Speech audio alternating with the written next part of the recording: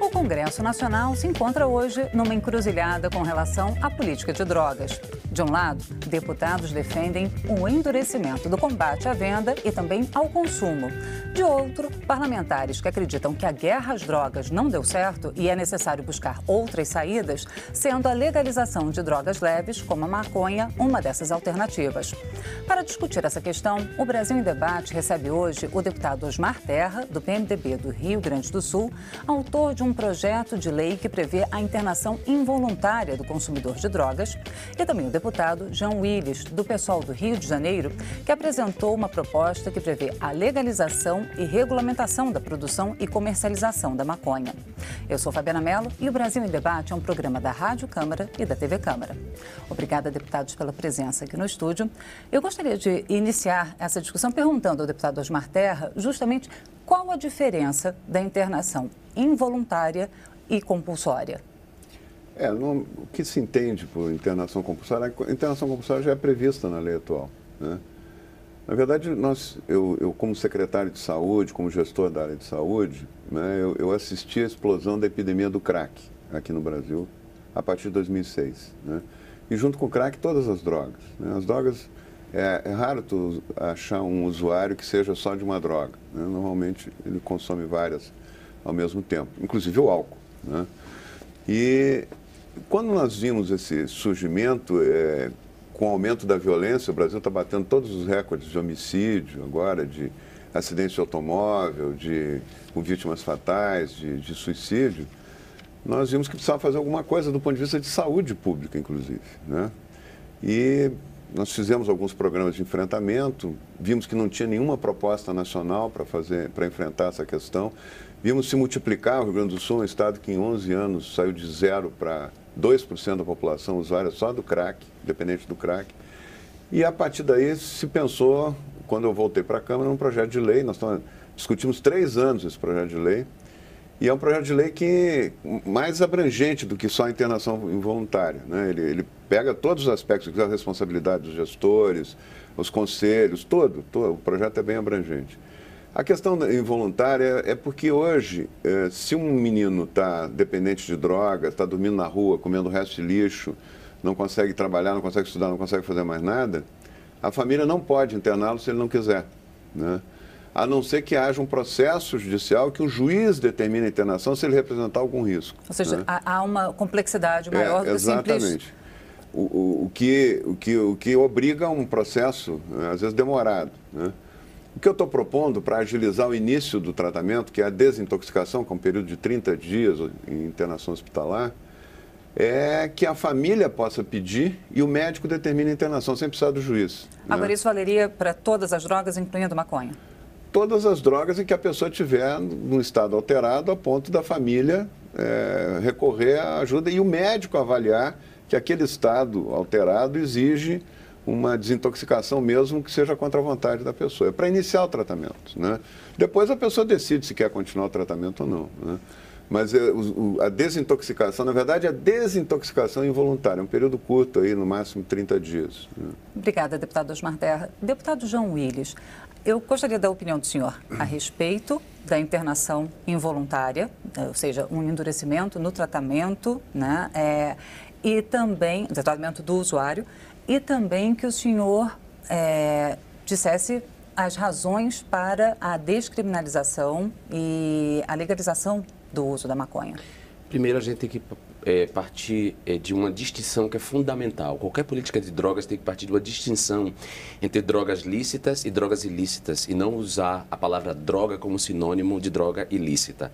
O álcool e o tabaco são drogas lícitas, já legalizadas, já regulamentadas, e há no Brasil uma série de drogarias vendendo uma série de drogas, de analgésicos a Rivotril, ou seja, psicotrópicos, que também são legalizados e vendidos legalmente e receitados por médicos. Essa distinção é fundamental. Ou seja, droga no sentido sentido de qualquer substância que provoque uma alteração do estado do ser humano. E há existem drogas lícitas e drogas ilícitas. Existem drogas lícitas que as pessoas fazem uso abusivo ou uso problemático e uso recreativo. Um exemplo é o álcool e o tabaco, a despeito do impacto que essas duas drogas causam no organismo da pessoa, certo? Então, uma política de drogas tem que partir dessa distinção. Depois ela tem que distinguir usuário a pessoa que faz uso recreativo da pessoa que faz uso problemático, chamado dependente químico. Ou seja, nem toda pessoa tem a mesma relação com a droga. Cada pessoa desenvolve uma relação. Segundo, pesquisas já mostraram, e a ONU Doc diz isso, que 80% dos usuários de drogas ilícitas no mundo são usuários de maconha. E há pesquisas que provam que sim, pessoas muitas vezes fazem uso recreativo apenas de uma droga, certo? Quanto à epidemia de crack, a Fiocruz, a Fundação Oswaldo Cruz, publicou recentemente um estudo mostrando que não existe epidemia de crack. Né? Criou-se um pânico moral em torno do crack, mas o crack não corresponde a uma epidemia. Se fosse uma epidemia, esse país estava perdido. Desculpe, deputado João Willis, desses 80% de usuários de drogas ilícitas no mundo, que são usuários de maconha, há alguma informação sobre quantos são dependentes problemáticos, como o senhor colocou? Quantos fazem uso problemático e quantos não? Não disponho desse dado para te dizer.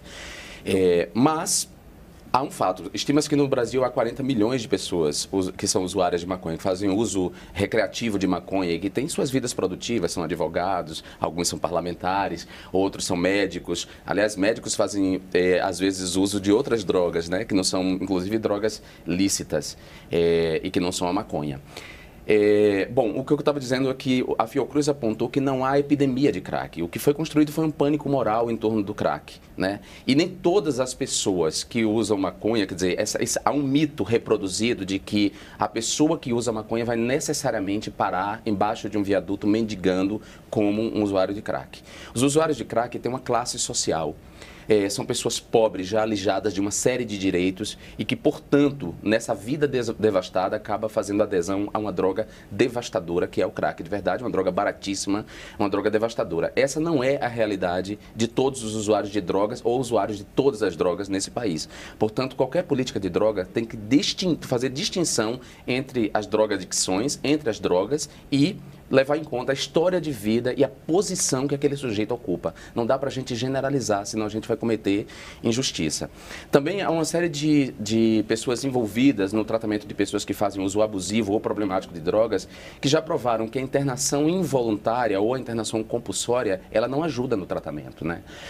O tratamento se torna muito mais eficaz quando o paciente faz adesão ao tratamento. Mesmo nesse período crítico aí, há que se encontrar outros meios de atender aquela pessoa sem precisar interná-la compulsoriamente, contra a vontade dela, porque ela vai acabar não aderindo. Por fim, a regulamentação do tabaco, por exemplo, que é uma droga nociva, né? Embora lícita, industrializada, comercializada, a regulamentação, a legalização já é legal, e a regulamentação do tabaco permitiu que nós construíssemos políticas públicas de prevenção ao fumo, que a gente proibisse, por exemplo, a propaganda de tabaco, né, de cigarro na TV, permitiu que a gente criasse uma lei que proíbe, por exemplo, que as pessoas fumem em locais fechados, não é verdade? Então, toda essa política pública construída, e só podemos construir uma política pública porque o tabaco é uma droga legal, reduziu o consumo de tabaco nos últimos tempos. Então, a legalização e a regulamentação, ela é benéfica. E quando a gente propôs o projeto de lei, nós propusemos pensando nesses benefícios para a população. Obrigada, deputado João Willis. Deputado Osmar Terra, o Uruguai, já há quase um ano, legalizou o uso da maconha e reduziu as mortes por tráfico de maconha. Na verdade, zerou, de acordo com o secretário nacional de Drogas. Isso é mentira.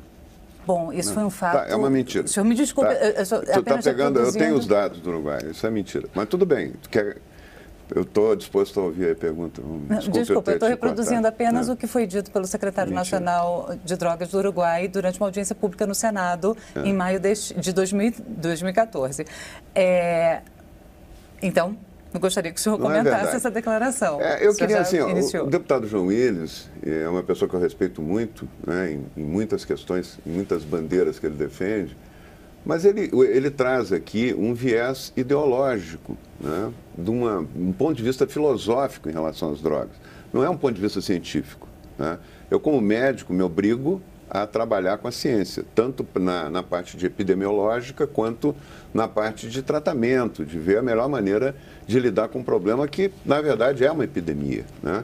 A Fiocruz é a favor da liberação das drogas.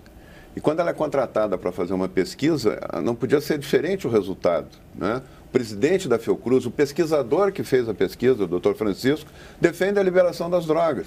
Fizeram uma pesquisa que demorou 3 anos para ter o resultado, custou 8 milhões de reais, e só saiu a público porque eu cobrei, pela mesa da Câmara, eu exigi o resultado, porque eu sabia que há 3 anos estava parada essa pesquisa lá. Na verdade, um dado, só para ter uma ideia da gravidade do problema, os telespectadores sabem da gravidade do que eu estou falando. Todo dia tem mais gente na rua usando droga, e todo dia tem mais gente usando crack, e todo dia tem mais assalto, latrocínio vinculado às drogas, né? A droga causa um transtorno mental, não é questão só do tráfico. A droga causa um transtorno mental que a pessoa não consegue controlar seus impulsos de maneira adequada, né? Ela fica com uma confusão mental. O menino que está numa Cracolândia, ele não tem capacidade de discernir nada do que está acontecendo em volta dele, né? Ele não é um ser humano com livre-arbítrio, né? Ele está com uma alteração, uma doença mental. A dependência química é uma doença incurável, ela não tem cura. A pessoa faz um esforço enorme para ficar em abstinência, se ela estivesse tratando, mas ela não tem cura. Depois que se estabelece, no início não. Por isso que tem usuários recreativos de tudo que é droga. Tem drogas mais pesadas, que é o caso do crack, que não acontece isso. Não tem usuário recreativo de crack, né? Mas outras drogas tem no começo. Depois, com o uso habitual, as pessoas vão ficando... O cérebro se transforma, se formam novas conexões, se cria uma nova rede, uma memória daquela sensação da droga que nunca mais irá desaparecer. Por isso tem tantas recaídas. As pessoas têm recaídas. A maconha não é uma droga inócua. A maconha causa danos muito graves, não só para a pessoa, quanto para os outros, né? A maconha ela é uma droga que é responsável hoje, na Grande Porto Alegre, por exemplo, uma pesquisa do Hospital de Clínicas mostra que ela é mais responsável por acidentes de trânsito com vítimas fatais do que o álcool. O álcool é a segunda causa e a terceira é a cocaína, né? A maconha está na base do maior número de casos de esquizofrenia, né, que surgem. 3 a 4 vezes pessoas que ficam esquizofrênicas usando maconha em relação às pessoas que não usam. Ou seja, ela desencadeia a esquizofrenia. Ela é um gatilho para a esquizofrenia e para outros transtornos mentais. As pessoas ficam com déficit mental, déficit cognitivo. São as pessoas pior localizadas no local de trabalho, quer dizer, classificadas no local de trabalho em geral. Comparando populações, tem estudos acompanhando há décadas grupos de usuários de maconha e grupos que não são usuários. Do Ferguson, na Nova Zelândia, na Inglaterra, nos Estados Unidos, no Canadá. E há uma diminuição, são as pessoas que têm menos diplomas, e não é por questão social, em qualquer extrato social, né? Então, nós estamos falando de coisas que causam transtorno grave. A maconha não está proibida, nem as outras drogas, porque os Estados Unidos mandou proibir, que é um mito que se tem aí. As drogas foram proibidas ao longo de séculos. As drogas já foram livres, todas foram livres. Até a humanidade entender, e as sociedades humanas entender o dano que elas causam, as tragédias sociais que elas causam, como estão causando hoje no Brasil. Obrigada, deputado Osmar Terra. Deputado João Willis, eu vou pedir que o senhor comente essas declarações do deputado Osmar Terra, mas dentro de alguns minutos. O Brasil em Debate vai fazer um rápido intervalo, mas volta já.